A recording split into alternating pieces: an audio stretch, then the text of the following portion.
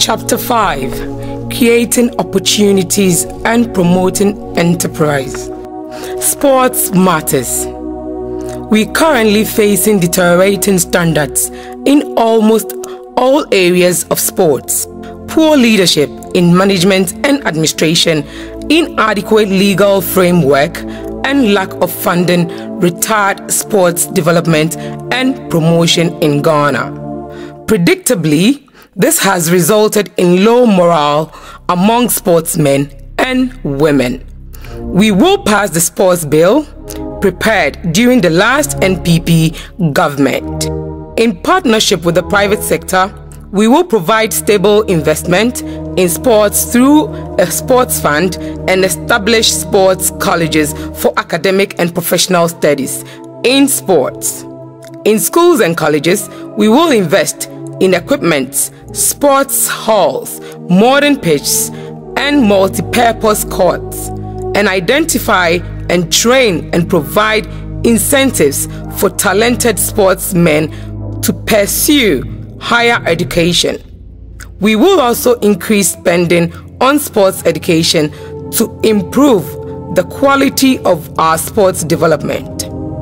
We will build on the achievement of the Kufuor government and continue to build stadia in the remaining 6 regional capitals: Cape Coast, Ho, Sunyani, Wa, Bolgatanga, and Koforidua.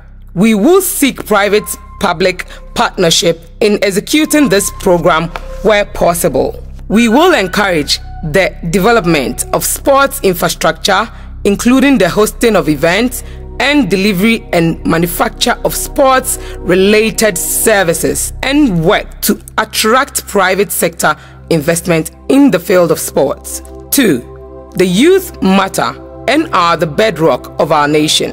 Ghana's population is young and growing, but the labor market is not able to absorb young graduates and non-graduates. Young unemployment is increasing, and many of our youth do not have the skills they need to compete in the job market.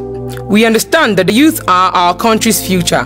That is why we are committed to giving them the opportunities they need to develop their own skills, be content and confident in their ability to achieve their aspiration, and be successful and prosperous.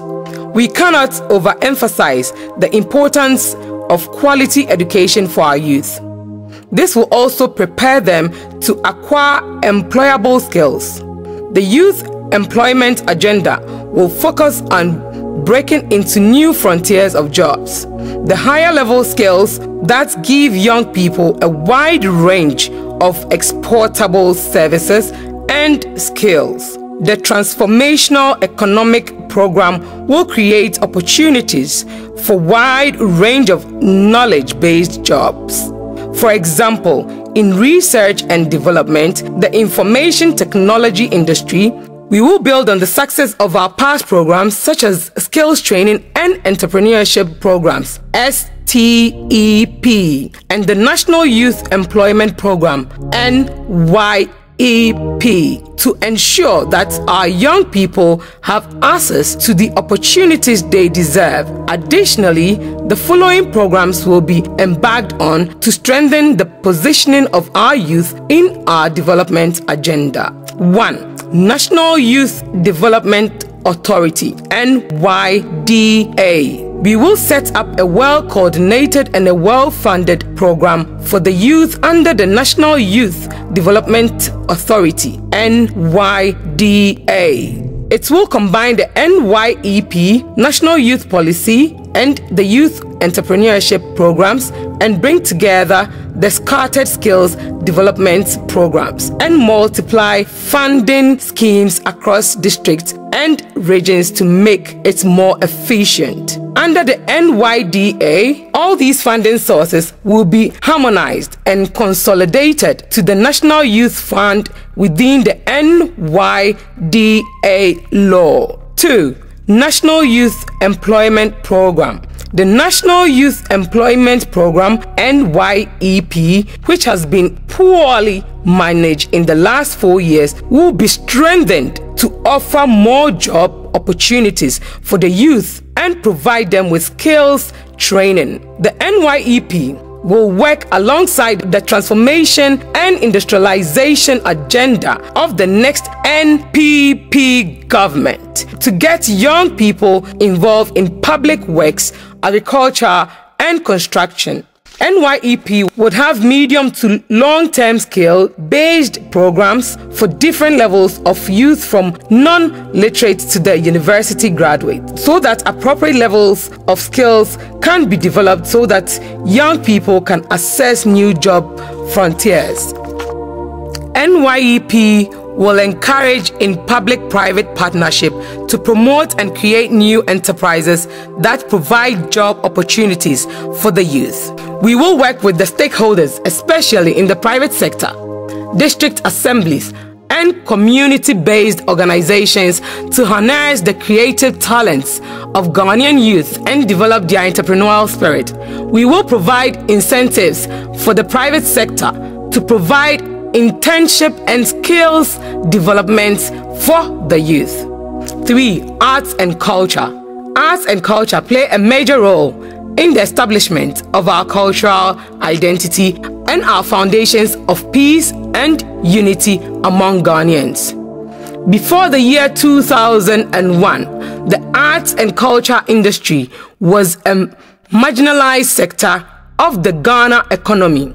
This was evident in the lack of patronage and support from government, as well as the little attention given to organizations operating in the sector. However, the cultural dimensions of national development need to be recognized and enhanced, as cultural dissemination and promotion are vital to national unity and cohesion. Greater awareness, understanding, and appreciation of cultural diversity in our nation by our people and by the foreign community provide a strong foundation for cultural development and national pride. In addition to these, the contribution of arts and culture to the economy of Ghana needs to be appreciated, particularly in the areas of tourism and job creation. We believe that given the proper attention and incentives, the arts and culture industry will flourish and benefit the country through job creation and wealth creation. The previous NPP government crafted a cultural policy for Ghana. The policy sought to initiate and formulate development policies, plans, projects, and programs that will ensure preservation of our cultural values and heritage, our arts and cultural institutions, and architectural heritage. We will increase budgetary allocation and needed support to the Ministry of Chieftaincy and Cultural Affairs in order to preserve, sustain, and employ the traditional and cultural values, as well as practice to accelerate wealth creation and social harmony for total development. Support traditional leaders who are the pivot and custodians of our culture and active catalysts in the moral transformation of our society. Formulate a national vision and a unified plan for cultural development in consultation with the various cultural stakeholders. Provide mechanisms, institutions, infrastructures for the development and promotion of culture. Promote good governance in arts and culture. The arts. The arts are an important aspect of our culture and can be described as the soul of our society. The arts are a powerful medium for a country's social history, cultural tradition, political values, and changing civilization, and preserve our heritage. Despite the recent dynamics of urbanization and change in our society, the art gives us our identity and have the potential to create jobs. Moreover, the arts are a critical medium for teaching our children various aspects of our culture. However, a number of problems in the sector have not augured well for its development. This include lack of strong database on the national creative's cultural assets, inadequate funding, poor infrastructure, and lack of well-equipped theaters and museums, and poor marketing for creative cultural goods and services. We will create a department under the Ministry of Chieftaincy and Culture to oversee the development of all creative industries and the development of a national creative development plan. Additionally, we will encourage the integration of arts and culture in all schools, curriculums, and also integrates arts and culture into transformation programs. We will build and support more museums and libraries and promote a system of networking and linkage among members of artistic communities. We will build and support more museums and libraries and promote a system of networking and linkage among members of the artist community. We will put in place the following measures to uplift the performing arts industry. Build a multi-purpose theater in Kumasi for the northern sector. Encourage educational institutions and support artistic cultural projects. Promote regional and district literature, music, dance, and drama competition, particularly in schools and colleges. Formulate a unified plan for art development.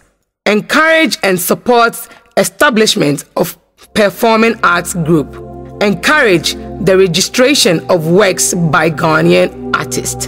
3.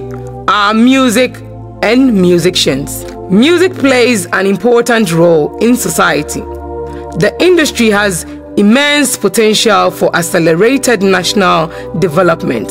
However, the music industry is bedeviled with numerous challenges. The copyright sector of the industry is challenged with piracy, inadequate technical and professional knowledge, lack of enhancement of existing laws, inadequate infrastructure, as well as lack of documentation. The music industry under the NPP government will be given a boost because of the potential it has to create jobs and wealth for Ghanaian talents. We will support and enforce anti-piracy law for the industry to protect our musicians. Women matter. The NPP is committed to the development and welfare of Ghanaian women.